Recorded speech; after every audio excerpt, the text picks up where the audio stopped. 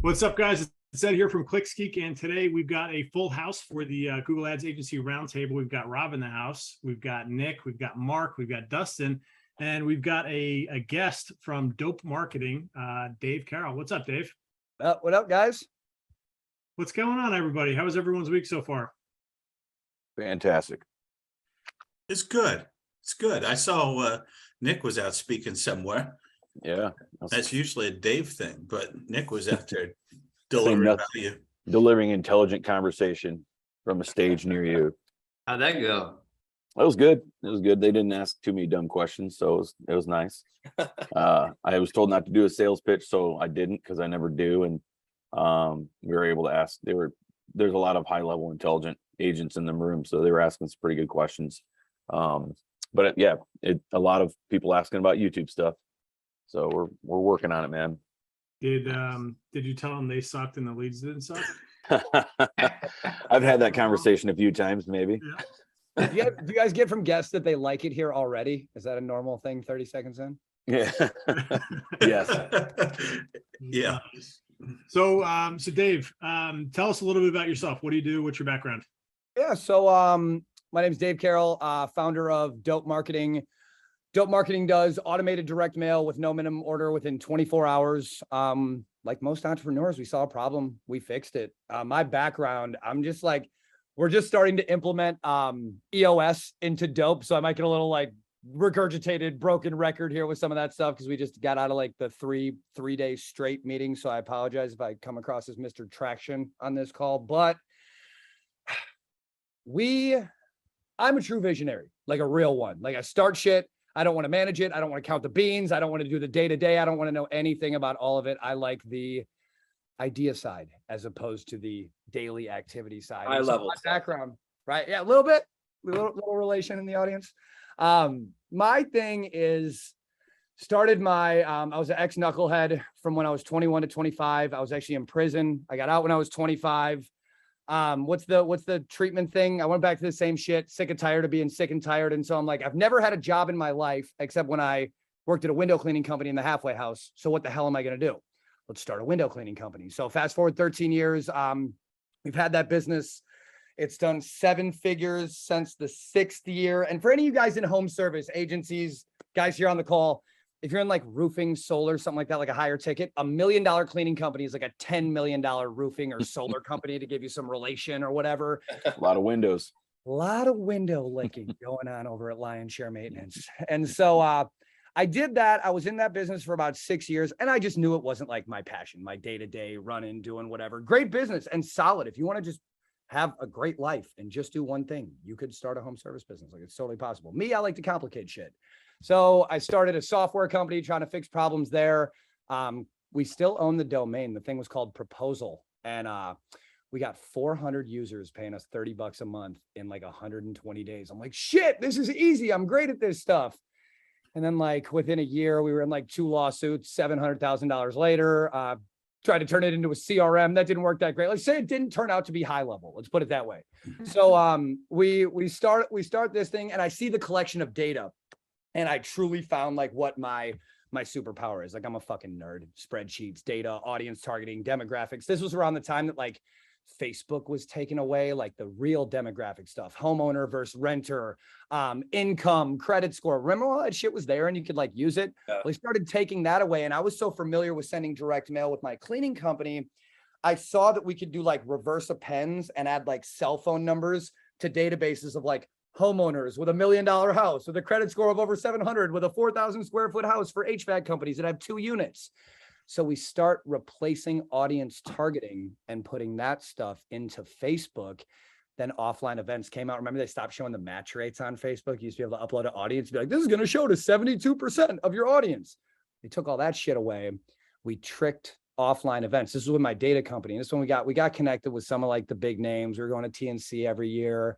And like, what happened was we saw that you could take a list, upload it into offline events and trick the system, act like it was an offline event, but we were just seeing what the audience match rate was going to be because it said this percent of your audience is there. Well, it's not what converted. It's what would register on Facebook to show ads to.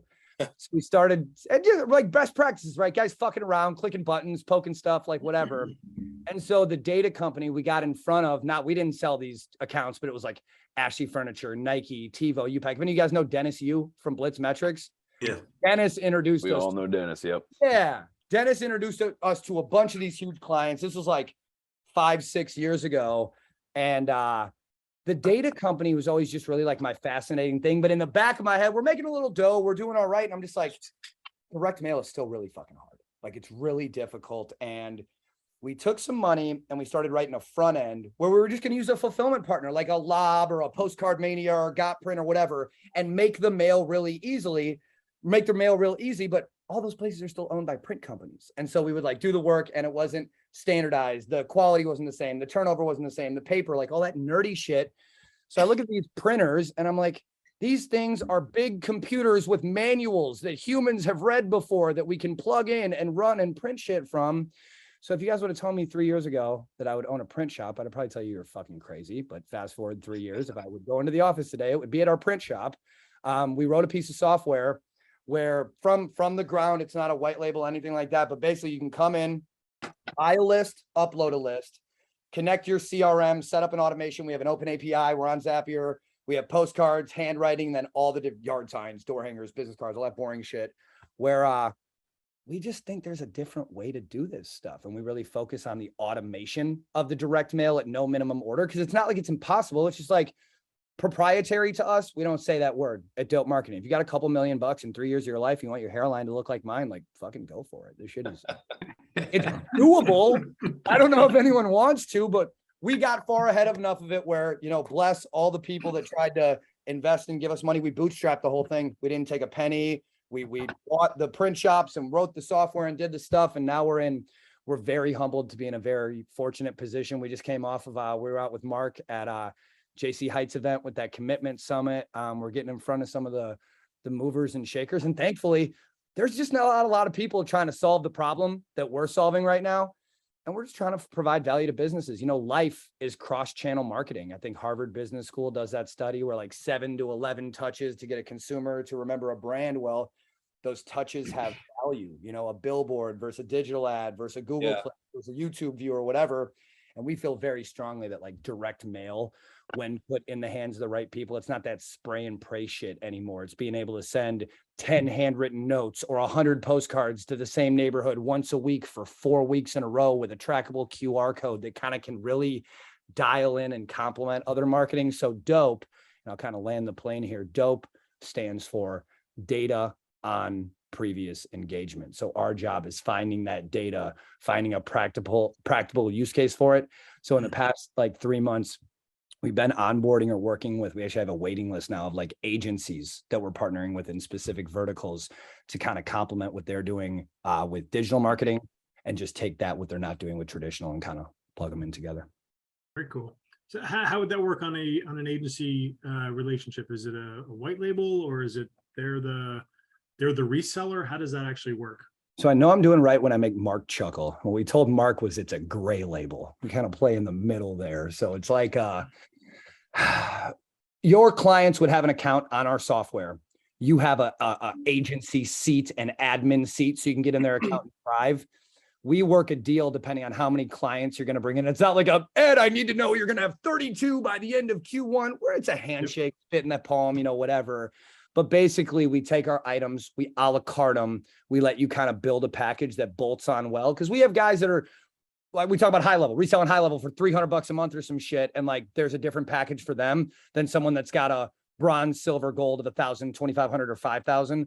So we work with, during our, you know, discovery call onboarding, we have a standard package, let's call it. Your client has an account, you get a big discount. 8 out of 10 agencies are covering our subscription and then marking up that services or using it to get more clients, have a new package, increase lifetime value. And depending on the vertical the agency is in, we have some pretty, you know, I go proven with my strategies, but we have some pretty strong case studies and strategies for the timeless verticals that we focus in that can plug in pretty effortlessly. Got it. Do you find agencies actually using the direct mail themselves to get clients or to nurture relationships? Ones like Nick said that ask good questions. Mm-hmm. Yep.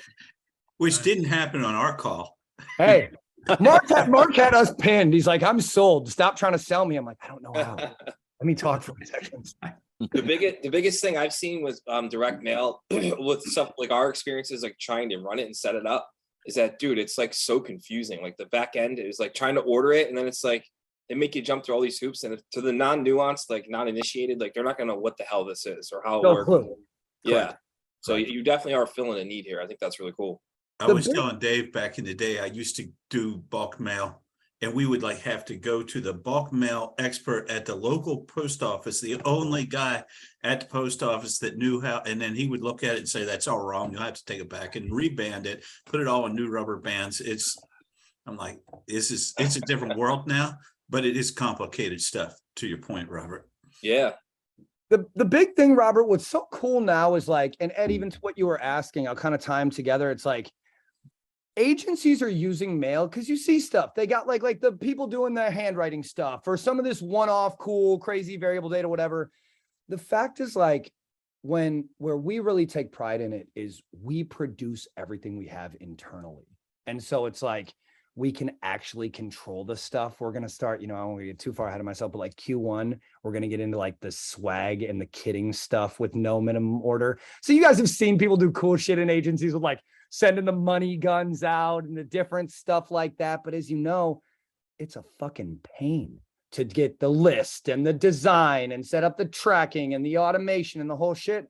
And that's where we just kind of identified, guys, where it's like, Robert, to your point, it's possible and people are doing it. Our goal is just to really cut the time out of it. Cause we all, 1440, it's my favorite number in the world. It's how many minutes we all have during the day to do some shit. We got to sleep, we got to eat, we got to shit, we got to whatever. How can we save people that time? And that's kind of our focus, is taking something that a direct mail campaign right now, Mark probably knows this as good as anyone. It's 2 to 10 weeks to execute something like this. You can get on our platform and do this shit in 20 to 100 seconds and set this stuff up so it's automated. And that's really our focus, or where we try to provide value, where it's to the end user or to the agency. To us, it's kind of the same conversation, because when we're talking to the agency, we're educating them on the structure to give to the end user. The most important thing you probably do, though, is send cookies. Those cookies worked out great. That is cool. I saw that. Yeah.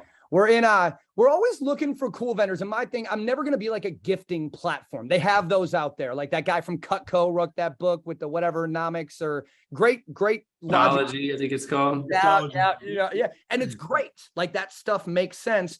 If you have time to sit down at the kitchen table, put a box full of shit and write a note and kiss it and put your stem cells on it and do the whole, it's just that hard. Like it's a lot of work. And so for us, I ended up being in a mastermind. Are you guys familiar with Apex? Yeah. Are you in Apex? Yeah, I'm in Apex Execs. I've been in for, I think coming up on a year now. I haven't been in like 5 months. The Apex Entrepreneur or whatever. Awesome. Yeah. Great group. That's where we met Bennett from Dirty Dough. So we are always looking for good integrations. Like I got something cool. It was my buddy out of Josh Nelson's thing was telling me about this. I want to find a popcorn. Jim? Yeah. Oh, it was one of Jim's guys, Jonathan Henderson. He does like power washing stuff, but he's we know John. Yep. Yeah, Jonathan's awesome. We go way back because he was in the power washing space, and that's my cleaning company. So I've known him from trade shows for years and stuff. He showed me this campaign he was doing. I thought it was so cool. I want to find a popcorn vendor so we can do like a what's poppin' campaign and just like dumb shit like that. So the cookies came from the Apex thing. So if you guys know anyone that owns some weird shit, like I want like a cool beer growler thing or something like that. But those it's the cherries on top, right? Our business is the direct mail, but adding something like the cookies where the guys can all be like, oh yeah, Dave, I saw that. It's great. Like just want that to happen like 4 times a day for everyone. Now, do you find people are using this to upsell existing customers or going cold into new audiences, or both? Or is the cookies a cold approach, or is it a thank you gift along the way? Like what's a typical implementation look like for an average client? And now I know you're in lots of different industries, but give me some like use cases. So the beauty is that like, it's really relative. And that's where I get excited about calls like this. So let's talk about agencies for a minute. An agency could use our platform right now that when someone fills out a form on their site, a box of cookies automatically goes out, or a handwritten note automatically goes out. Now, whether that's for your MQLs that are coming to your website that you want to, warm up a little bit before you talk to, or you want to come to us and go, Dave, I work with chiropractors. I want a list of chiropractors for you, and I want to set up a drip so they get a postcard week 1, a handwritten note week 2, and a box of cookies week 3 with a QR code to book a call with me. We can set that up. So on the agency level, you can use we have 2 types of automations. We have automated follow-ups and automated campaigns. An automated follow-up is Ed Stapleton at 123 Main Street is going to receive one thing, whether it's one time or automated, is an automated follow-up. Postcard, cookie, handwriting. When you go into automated campaigns, now we start talking about stuff we could do or add on for our clients. So a lot of digital people on here, right? We understand lookalike audiences and behaviors and that type of shit. I can take a list of my customers, I can upload it onto a digital platform, and it's going to spit out a audience, a lookalike audience based on the social footprint, the average demographics, lifestyles, interests, online behaviors, right? Everyone on the call, watching live, replay, whatever, understands that. Well, now let's go to what the neighborhood really is. Can we agree that humans are relative creatures and that we like to do things that make us comfortable? Everyone on the call can agree? Right. You think of your neighborhood. Who lives in your neighborhood? You buy houses based off like school districts, average age of the people in your neighborhood, what you can afford, your income. So like, is it fair to say that your neighbors have a very similar lifestyle to the lifestyle that everyone lives on the call right now? Yeah. Yeah. So the idea is that a lookalike audience, we know we can't export that from Facebook, right? We can get a hash thing, do whatever, run, retard. Well, the neighbors of you or of your clients, like if you get a roof, but if Ed and Dave live on the same neighborhood and Dustin lives 3 miles away in the hood, is it more likely that Dave is going to get his roof redone if Ed does, or that Dustin's going to get it done over in North Minneapolis? So now we go into the logic of like an automated campaign is based on a trigger in a business. Can we agree that it's more or less likely that the neighbor would take the same action as the converter? Probably more likely, correct? Yeah. Automated campaign now would say, if it's at Dope, if it's timeless, we spend time on it. So I pause to say a timeless vertical. When we talk about timeless verticals, new babies, insurance, home service, auto, repair, like things that have been happening since covered wagons, that door knocking, the telephone, the internet all made easier. For these timeless verticals, with all of us watching this that have agencies that help clients, I got to believe that a lot of us aren't only selling like vegan lotion chapstick popsicles on Amazon, right? Like we have some timeless verticals of stuff that we're working with that's been around for a while. The idea is like, if an automated campaign for Dope sends postcards to the neighbors. So not only can I go Ed Stapleton at 123 Main Street is going to get one cookie, one postcard, one handwritten, one whatever, based off a trigger in a business, job approved, job started, job completed, job paid, review given, whatever that status is, we can send postcards to the neighbors at no minimum order. So Ed, probably a little too many words for your question, I know, but no, that's very, very interesting. Do you, let's say you do a job at 123 Main Street, are you uploading that into the system and then it'll auto pull a radius, or does it, how do you get the list that you're going to then sell? So let's talk, everyone on the call is familiar with like High Level or HubSpot, one or the other, right? Yep. So let's say let's go to this first. Let's go to the relativity of a transaction. And then I'll answer the question. So is it fair to say that in any vertical, Ed generates a lead for Dave's business? Dave is going to give an estimate. The estimate is approved. The work is started. The work is scheduled. The work is started. The work is completed. The work is paid for. Pretty relative, step by step for any transaction, right? Yep. So what we can do is from High Level, HubSpot, Salesforce, fucking Acculinks, House Call Pro, doesn't matter. You mark a status in your CRM, whether through our open API or through Zapier, that address is passed to us and that triggers either an automated follow-up or an automated campaign. An automated campaign, you can say, I want 5 postcards, handwritten notes, or boxes of cookies to go to the neighbor based off this status in that workflow of statuses. So all you need to do is give us one address, we cover the rest.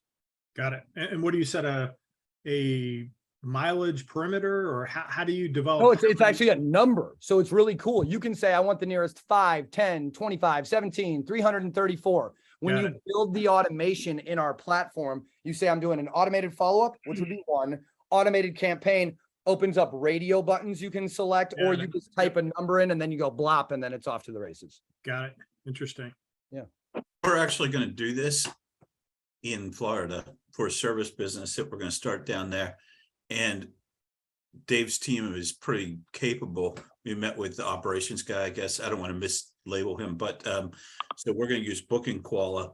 And the way I envision it is that will happen. We'll do a job, and then the 25 neighbors around, or 30 neighbors or whatever, we'll get a postcard on a 4x4. I think it's 4 postcards, 4-week type of thing, and just try to get some more business from that, which is really cool.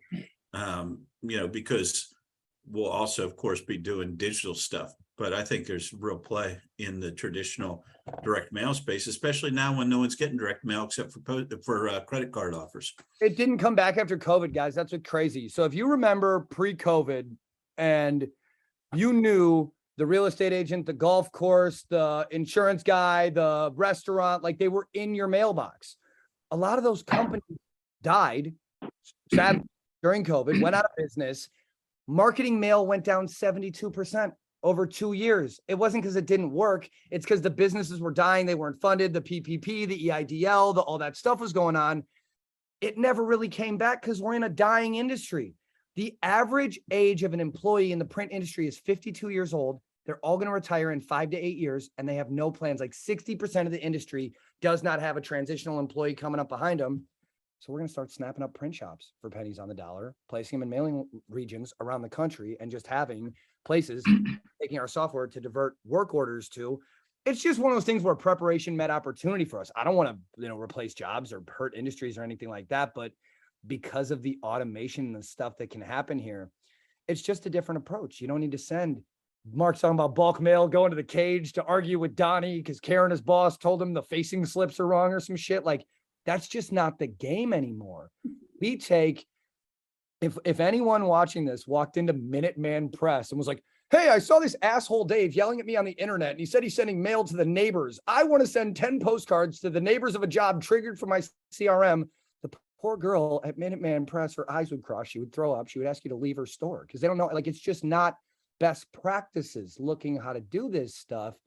And we just kind of look at like, what's the Tony Robbins thing? Success leaves clues. Data tells a story. Steal like an artist. We're just like, this shit works. It's just no. You know what's interesting? I want to jump in here because it's directly relevant. So every time I have like 100 houses in my neighborhood, right? Something like that. I don't know what exactly it is, but every time someone gets a roof or gets new siding, they're door knocking. They're walking into every single house. This basically replaces that. You don't have to do that anymore because now you can just say, compliments. So here's the deal. Think about it like this. I'm Dave the knocker, and I'm working your neighborhood. They get a lead, and I'm banging on the doors, bothering everyone, saving cats from trees, kissing babies, doing all the shit, right? Now the neighborhood on the other side, they use this strategy where the storm hit, they marked one lead approved, the postcards went out, then they send their knockers out. Which company would you rather work for? Yeah, exactly. It's exactly what about on the e-commerce side? Because I know there's I wouldn't do this for like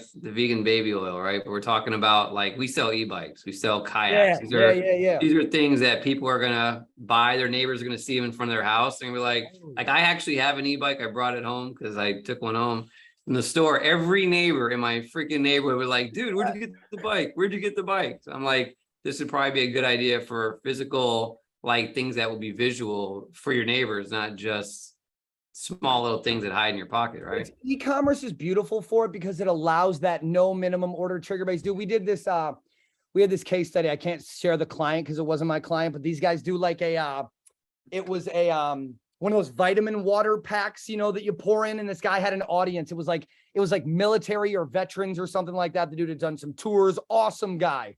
And they were just doing great, killing it on e-com. They would do a thing where they would do it was like a Russell style buy, just pay shipping and get the kit. They would get that every week. They would set a trigger in their CRM of non-converters. We would get that once a week, and it would be a handwritten note from the owner with a QR code in, because it's like handwritten, blue pen, blah, blah, blah, with hey, thanks for buying. I got a buy one, get one free offer for you if you scan this QR code. Dude, it's a fucking like a 13% conversion, where traditional direct mail is like 0.25% to 1%. You're kind of batting good, setting a baseline with room for improvement.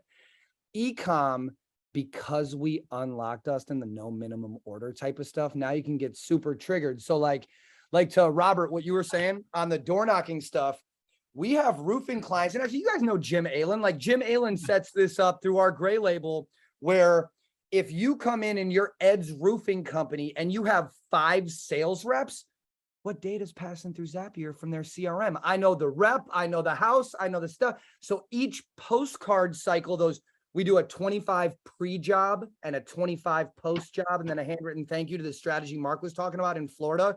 Approved, 25. Hey, we just got your neighbor approved. Market complete. Pardon the dust, pardon the noise. We just finished working in your neighborhood, whatever.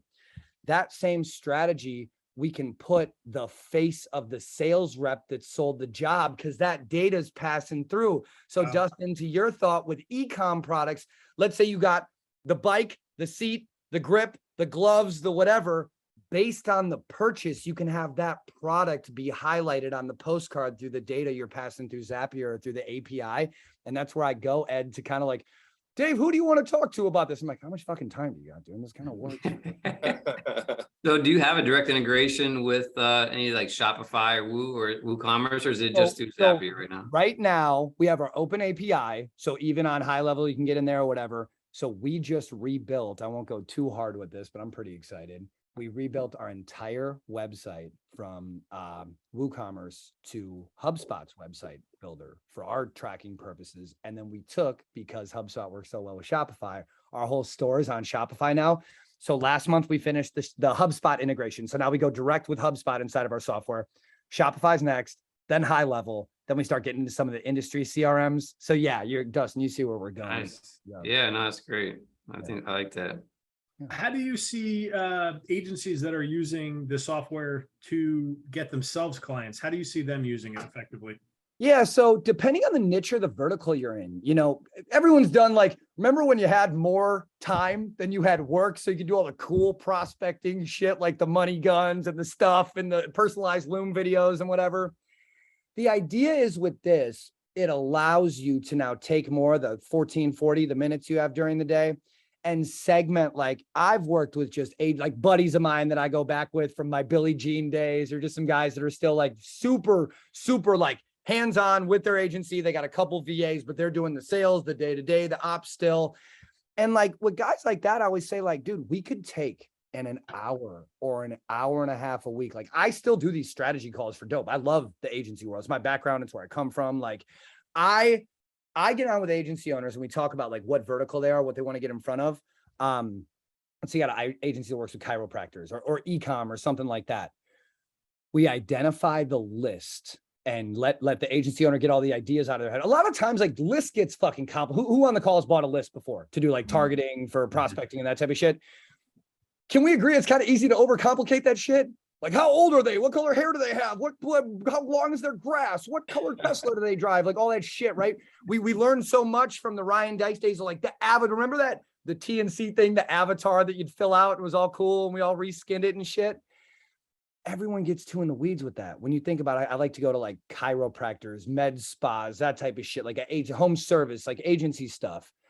When you're looking to get clients for your agency, it's so cost effective to get a list of 50, 100, 250 your targeted people, because then it becomes so trackable. I thought it was Dustin or Robert was asking about like this, the connections or, whether it's Shopify or high level or whatever.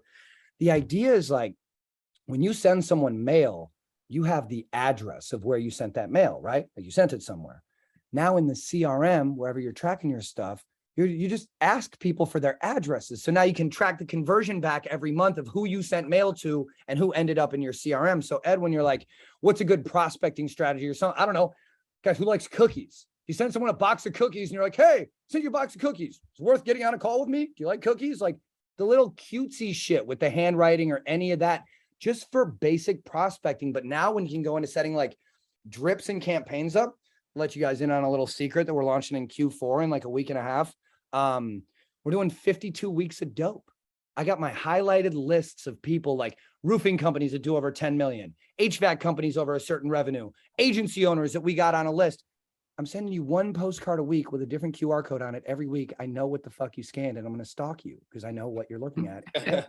And so that strategy and I'll go into something cool here in a minute with QR codes, but it's like any agency, we've all heard of like the top 10, your top 25 list, like that type of stuff, right? Just the people you want in your circle of influence, who you want to be around. Like Jesse Itzler was on my list. I met him at the thing, Mark, that we were at. Dude, I just went and fucking spent like hours with Jesse at that Hell on the Hill thing. Me and him did like 15 laps at that marathon 2 weeks ago. He invited me to speak at his next thing and this is like top 20. You can achieve your top 25 thing by getting a list of people that you want to get in front of, send them a postcard or a handwritten note every week for 4 weeks, 6 weeks, 8 weeks in a row. Robert, if I sent you a postcard with my face on it for 6 weeks in a row and then called you like, dude, will you just talk to me? You'd be like, yeah. So it's that logic, Ed, of where like being intelligently obnoxious with mail can get your foot in the door. And because we do it at no minimum order, like it's pretty cheap. You can invest $10 into a prospect and probably get them more aware of who you are and what you're doing by just sending them a piece of mail every week and then fucking calling, emailing, texting, whatever. But we now go back to that conversation with like the value of the touches. So that remembering, I'm seeing a retargeting Facebook ad. I saw something online. I saw this guy's webinar. I saw whatever. Now this motherfucker's in my mailbox. Maybe I should take it a little more seriously. Was where my head would go. Vertical aside, how to use mail for your agency to get clients. Yeah. Got it. I want to mention one thing there. Anyone that sends me cookies, I will do a call with you. Look at that. We're winning already. Someone sell Mark something. I think also like with the direct mail, it separates people who are online, like business owners, or like you're an agency because I saw you on an ad, like I saw these other 50 people on an ad that are jokes.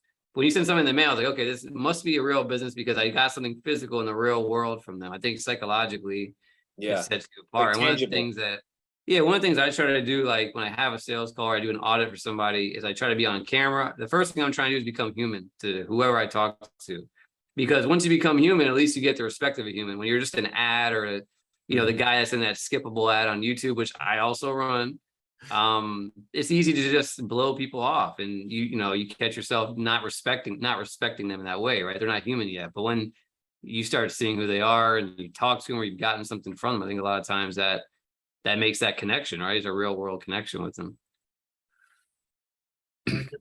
What's do you have a minimum value that you'd want to see, like customer value that you'd want to see in order to think direct mail would be an appropriate use for a company? Is there an e-com product or a service that's too low where you think, I don't know if direct mail is a good play here? Or is there a minimum that you look at and go, okay, I like that for this. This is too low. Like, what are your thoughts on value? Oh, good question. I think that companies that understand their data better are going to be more successful. Can we agree there? Like if someone knows their CAC, their whatever acronyms, whatever you want to put to it, like, your data, you're going to do a little better. I say that to say, if you understand your close rate, and I think Nick was talking about this at the beginning of the call, right? Yeah, it's our fault. The leads fucking suck, right? We're terrible. Sorry that we've generated so many leads that we are just horrible humans. The idea is like, if you're dealing with a business in really any timeless vertical, let's assume that a postcard is going to cost around $1 and a handwritten note at no minimum is going to cost around $4, let's say. All of this gets cheaper with us, but let's just use even numbers. So if you know your close rate and you can say, I would feel confident with any business to say, no, there is no minimum. Like you could sell an e-com product for fucking $19.99 and direct mail would work. And we deal with clients that sell $5,000, $10,000, $50,000, $100,000 product. I mean, like, dude, like my cleaning company, our average ticket is fucking, I think $380 this year between the gutter cleaning, the window cleaning, the power washing, like that type of stuff. But we do 7 figures. And so when I look at like neighborhood strategies and things like that, we all probably are very familiar on the call, depending on the vertical, with the cost of a conversion on YouTube, a conversion on AdWords, a conversion on Facebook, like those costs, right? And they range depending on the vertical. I feel confident with what we bring to the table at Dope. And then if you can find another direct mail company that can do this, I'm not saying it's just us, but the idea is like, you can literally take a couple $100 to, let's say, $1,000. And I can tell you within a pretty short amount of time if this works for your business or not, just through the tracking and the attribution of what we do. Because we go like, Mark, it's like what we were talking about with those 4x4 campaigns. Dude, I can take a company and give me, let's say it's Ed's HVAC. Give me your last, or it could even be like Dustin's last 10 bikes he sold. Give me the last 10 transactions you had. I'm going to pull the 25 neighbors of those last 10 transactions. I got 250 people. For $1 a postcard, I can send a postcard a week for 4 weeks for $1,000 and basically tell you, like, does that strategy work for that service for your business or not? I don't need much more data than that. And thankful, this is why we're kind of continuing to invest in what we're doing. 8 out of 10 businesses we see that work that strategy, the answer is yes. They see a positive return on investment to what they spent and the leads that came in, and the lead quality is higher than some of the other platforms because they're coming in from the neighbors of a previous transaction. Now that highlights setting up automations around your job, regardless of the vertical. So it's kind of like there's a space for this in anything, regardless if you're a $19.99, $199, $2,000, $20,000, whatever, because of the relativity. And do you have templates or help people design or write the postcards? Like, what are people flying blind? Like, give me a little bit of background on the design and copywriting side of things. Bless their hearts. I love them to death. We have a design team of 12 people that I wish we didn't have to have work for us, but we do. And we do all of it. We do all of it internally. It is a no. Amazing department of dope marketing. They do an amazing recover, nosedive. I mean, you guys are watching. I fucking love you. I love you. But that's why we all exist anyway. I mean, it's customers get behind Google Ads. It's a disaster. We openly talk about this on this channel. Yeah. So. No, hey, to your credit, Dave, last night I was sitting with my top employee at a bar having a beer and told him the worst thing I hate about being an entrepreneur is my employees. Equally. It took a hot minute for that to set in. He's like, hey, wait a second. Can you imagine I had the same conversation with my 6-year-old last night? Like, dude, I love you, but like fucking killing me, David. Every day. I think we've all said that to the kids at least once. Right. That's awesome. So full service. We do data, design, targeting, strategy, and automation all in-house. We want to make it so that someone comes to us for direct mail and it's come in, know what you know, right? Which probably is not a ton unless you're Mark. Come in. We want to hand you back a pretty little blue Tiffany box, gift wrapped, give it back to you, and you're back doing your shit. Got it. I like it. Who do you find are your best customers? The people that understand that we are not a lead generation company. We're not selling our product like, hey, sign up for dope and you're just going to get these hot leads.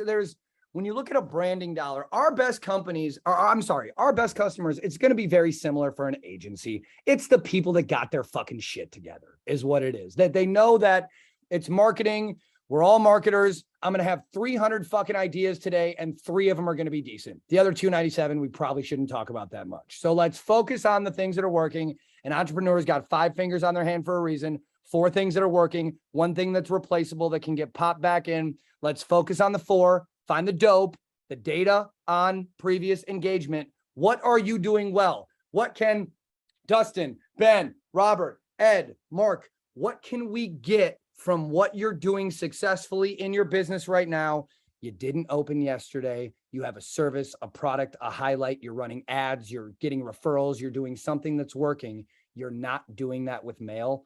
Let's put it into the mail and make a plan of how to duplicate results with another channel that you're not currently leveraging or utilizing. The other side is just like, we find that because of our service, there's got to be a level of communication because, dude, design is fucking hard. Connecting your CRM and the automations and the stuff. Guys, we're a growing business. We have to do a great job of setting expectations for what our services are. Who can relate on the call to probably like laying down a great sale, not laying out the expectations great, and 3 months later, you probably didn't have the happiest client in the world. We've gone through that shit too, where it's like, okay, They meet us at a trade show. They're all hopped up. They sent mail before. It didn't work. They saw us. They saw me speak. They saw a podcast. They saw something. They're like, I fucking love it. And they don't respond to their designs for 2 months and tell everyone on Facebook we're a jerk. And we're like, oh, great. You know, like whatever. But the best clients for us are the best communicators that understand that, like, when you look at a marketing dollar, 30 cents on that marketing dollar should be spent on conversions. 70 cents of that marketing dollar could be spent on awareness and engagement to lead towards a higher quality conversion so everyone's life is easier. Interesting. Good answer. Do you have a referral program? If I didn't want to have to actually be the one behind the scenes implementing all of this stuff, is there? Send me that watch we were talking about. We'll set all your people up for you. No, we do. So the way we set it up, and you know, I love talking to agency owners because you guys fucking get it. You know, the thing where you're like, oh, we're changing our packages pretty soon again. So just wait, they're getting better. What we're doing into Q4 is we're grandfathering everyone that we've talked to into our current agency program, which is basically like a version of what Jim Allen does. You get our top package, which is $1,000 a month. We charge the agency anywhere between $200 and $500, depending on the a la carte. Then you guys can mark that up, reference our package. The $1,000 dope thing comes with your shit, you know, whatever. What we're really trying to look at is like, we're going to have referral partners and strategic partners. A referral partner, we'll just do a pass through. We'll give you guys the first month or the first 2 months or some shit like that. You don't have to do anything. Give them to us. We'll handle it. The strategic partners go into where, like what we're working on with Mark. We get on a discovery call. We go through the clients, what you're looking at. How can we help? Do whatever. And then based on how many clients you have and how many you think really could utilize our partnership of what we're doing, we get into more strategic thing where it's like, Slack channel, account rep, design covered. We call them zappers internally. We got our zap team and they got a bunch of VAs that do all that shit, but like really covering all the bases. So there's one route of like, hey, let's just all get paid and we'll basically buy leads from you in a referral program. The other side is strategic, where we want to get a little bit more intimate. And someone says, going into 2023, I'm coming out with a program, and that program is a neighborhood domination strategy that includes direct mail. That would probably fall more into our strategic partnerships where we're working more together, doing podcasts, doing content, leveraging all that good stuff where, again, not reinventing the wheel, but let's stay a month or two behind Gary V and Tony Robbins and all the fun guys that have this shit figured out that we can just kind of. Got it. Speaking of Gary V, does anyone else pick up on a Gary V vibe? No, I mean, the passion's feel there, it. right? The passion's there for sure, but The No, cadence. I say that in a nice, respectful way. Not in a So bad way. the cadence, yes. Not enough swearing, and he actually knows what the hell he's talking about. There we Throw go. that out there. I'll throw that out there because Gary Vee doesn't do marketing. His team does, but it's not good marketing. We were out there in Come at me, Gary, if you're out there. So, guys, like your team is fucking awesome, right? We were out Yeah. there and I'll say this publicly.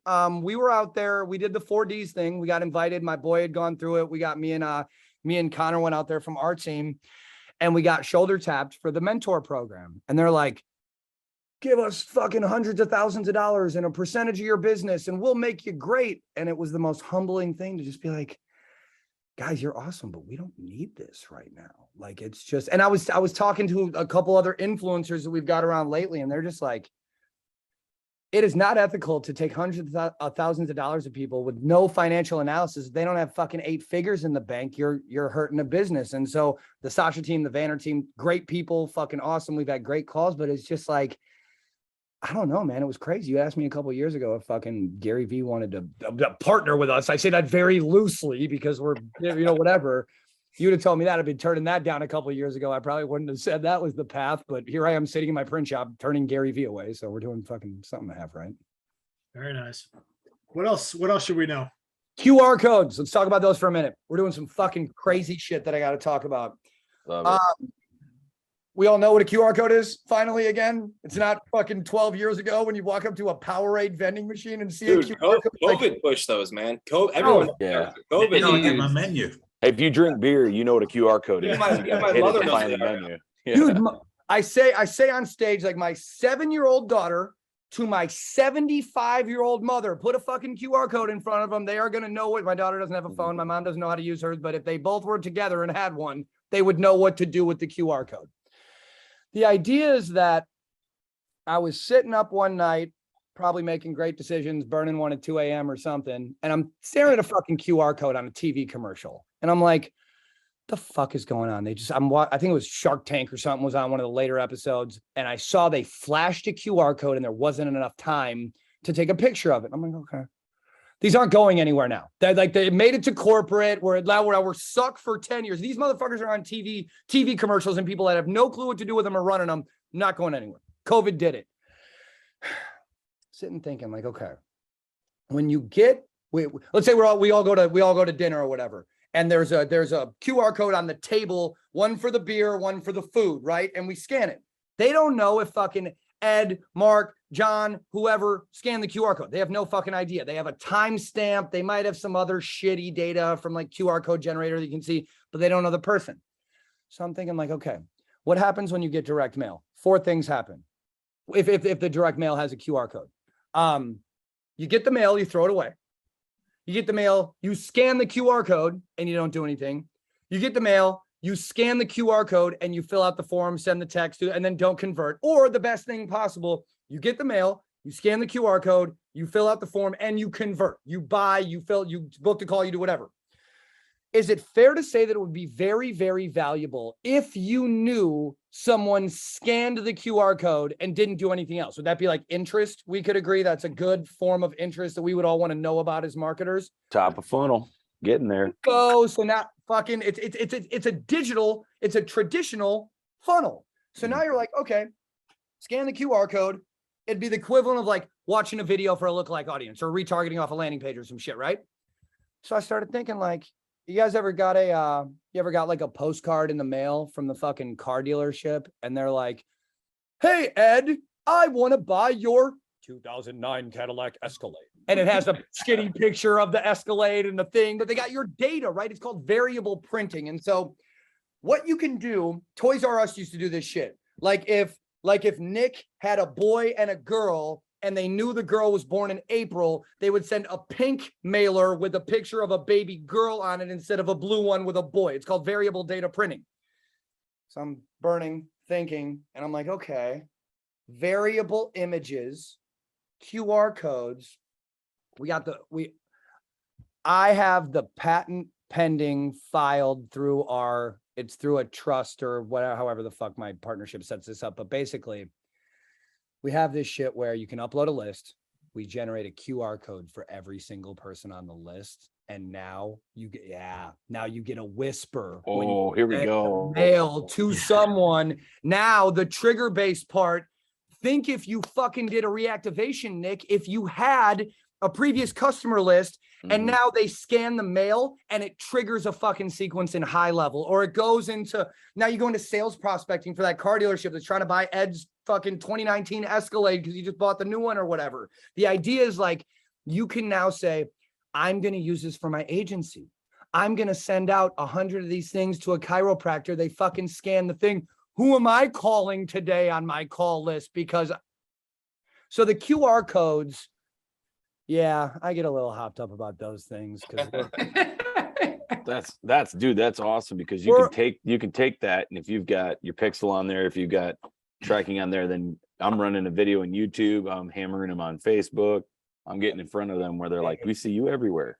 Specific Loom video recorded base. So when I go to that 52 weeks of dope thing I was talking about, guys, we got this built out so fucking crazy where like I could put everyone on the call on a mailing sequence. And because I have a different, like, I'll get in the weeds with this because how it should be used. You have, if you did a 4x4, like what Mark was talking about for doing for his client in Florida, you'd have one QR code for each client. And over that 4 weeks, you would know how many times it got scanned. You could check the timestamp of the scan to see Karen scanned it week 1. She didn't scan it week 2, but she scanned it 3 times on week 3. So Karen's got a QR code that's following her. I'm going harder with it. I'm going to where Nick is going to have a different fucking QR code every week so I can see what he converted on.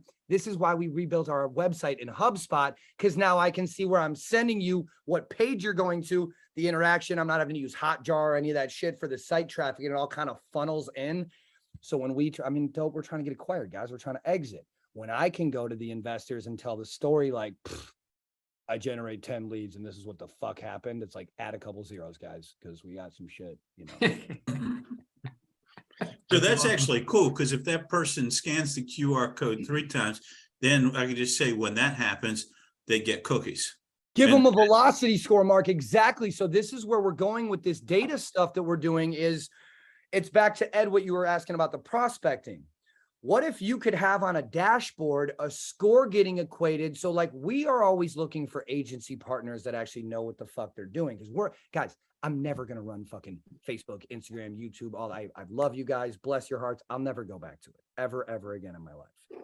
I want agencies that we can partner with that have the dashboard. So all these whispers get tied together. That populates a lead. We're all familiar with lead scores and shit. The lead scores based off this data with those interactions. You talk about quality now. Nick's not going to be telling too many people about you need to answer the fucking phone because these people were beating the fucking door down based on the score. I like Yeah, it. that's beautiful. What else should we know? I don't know. I'm tired. Did you get your ride entirely in, or did you have to cut it short? I do get this. So anyone a Peloton rider? I've got a Peloton. So I just I've been there. I've been Rider. Yeah. Dude, I quit. So I'm like a fucking new man. I was like for most of my life, I was the guy you didn't want to introduce to your wife. Like, we're out of town. We're going to the strip club. We're getting fucking hammered, drinking Blantons, making great nasal decisions, all this shit. I'm a changed man. Working down the path. So I'll be, I haven't drank in 6 months, gave up fast food, intermittent fasting. We got our 5th kid on the way. We like to practice over here in the Carroll household. Yeah. The thing that I'm kind of at, or where I'm on, is like this focus, this direction, like all of that stuff. I started long distance running. It happened, Mark. It happened at fucking at JC's thing. We meet Jesse. I get out of the ice bath and I turn around and this Jesse Itzler's pointing at me, reading my tattoos on my chest. I'm like, I'm having an out-of-body experience. I've never done an ice bath in my life. I thought it was the dumbest shit in the world. Jesse almost makes me cry on stage when he's speaking. He's like, we're all doing ice baths. I'm like, I'm coming. Let's go jump in the fucking ice. So I do the ice bath. I have an out-of-body moment. I get out. This billionaire is pointing at my shitty prison tattoos, reading them. And he's like, patience, love, humility. When do you get that? And I'm not the guy, like I come on this call and I'm like, hey, prison, violent felon, whatever. I usually don't do the felon entrepreneur thing. I think it's kind of corny most times. And so like, I start telling him the story about prison and I'm watching myself telling this story. Like, you ever had one of those, you're kind of like watching yourself talk out of body, whatever. So Jesse's like, I'm throwing a half marathon. We're setting a world record running up and down a hill. I'm like, I'll come do that. I've never fucking trained for a marathon or done anything like this in my life. So the past 2 months I've been training as like an avid runner. I've had the Peloton for 3 years. I broke my 20-minute record PR this morning on a medal with Kendall. Yeah. So medal ride. Nice. Getting the fuck after it. Yeah. That health. I always say, like, in business, in life, when you get like around more, you guys fucking pay to be in rooms with important people like I do, right? No one fucking knows me. I just got a checkbook. So let's be friends or whatever. Let's go pay to do all this stuff. As I pay to get around more of these important people that I'm trying to be friends with, it's relative. Success is a world of cliches. More money, more problems. Keep your circle small. Do these things that we hear our whole life that we're like, how is this practical? And then you get around people and the simplicity of this success. And what I say, or an ending thought as I'm on this kind of like just trying to be a better fucking human, where I'm like, fucking sweat in the morning for 20 to 30 minutes and it'll make your fucking life better. It will.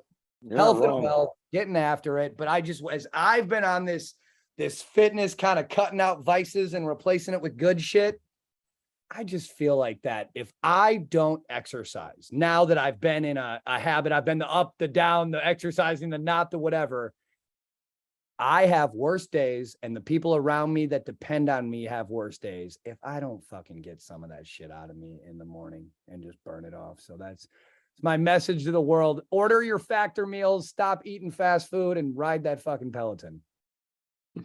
Very nice. Love it. Let's And send direct mail. And send Yeah, direct. And use send direct mail. Yeah. Awesome. All right. Thank you very much, Dave. If people want to learn about you, how do they get a hold of you? Where do they go? Balding, swearing, non-smoking now. I quit that too. Asshole on the internet yelling about direct mail. Dope, DOPE marketing.com. If you look us up on Facebook, you'll get this error or this message that asks you if you're trying to buy drugs. It's not. You're just looking for us. We're easy to find. We're behind that notification. Awesome. Thank you very much, Dave. Thanks, Dave. Thanks, Dave.